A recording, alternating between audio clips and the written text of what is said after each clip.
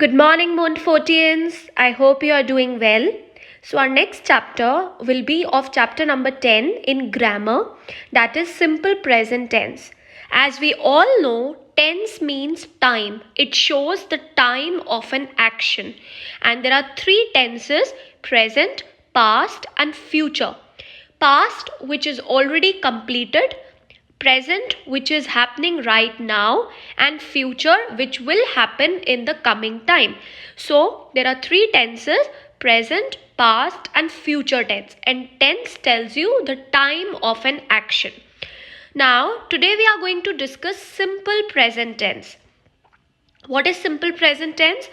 We use simple present tense to show an action that happens in the present. Okay, that is happening in the present is showed by simple present tense. My son lives in London. He loves to play basketball. You play cricket really well.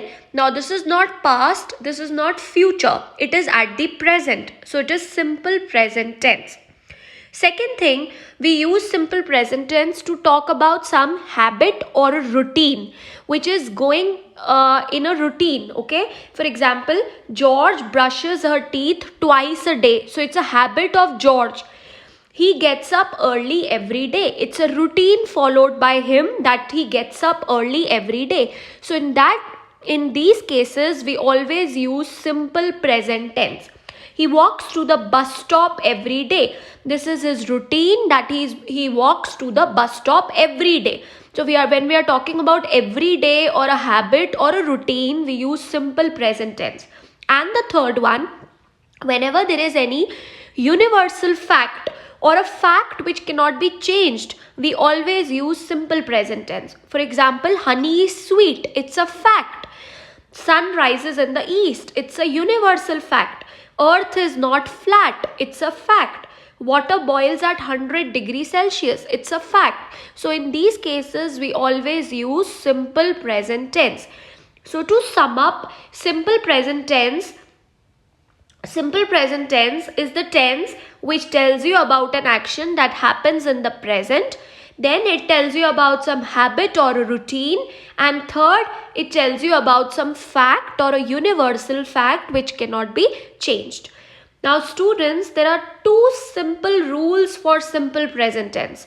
If you remember these two rules, then it will be very easy for you to do all the chapter of tenses.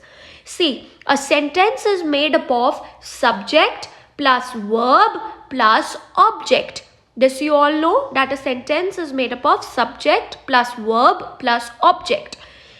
If the subject is plural, this is the first rule. If the subject is plural, plural means more than one, or we, you, I, they, then we use the base form of the verb plus the object. We do not add s or es to the verb. We use the verb as it is. These are the rules in simple present tense.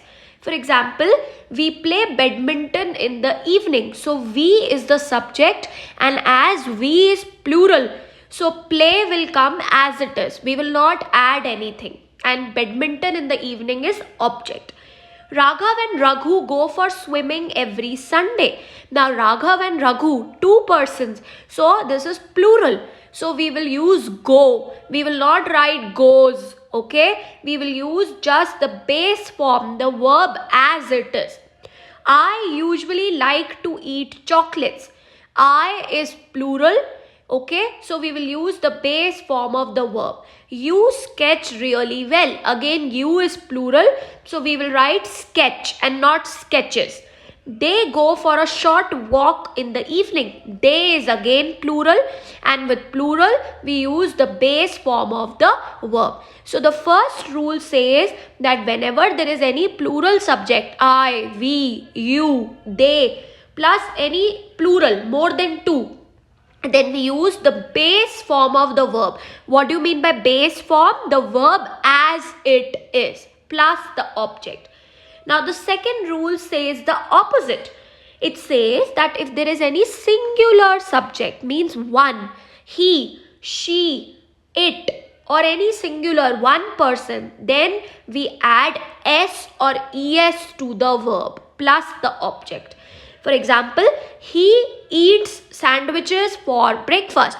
So students, he is singular. So I am adding s to the verb eat. Okay, so it becomes eats. Got it? So in singular we add s or es to the verb, while in plural we don't add anything. She dances to the tune beautifully. She is again singular, so I am going to add s to the verb dance. Raghav makes tasty lunch for everyone.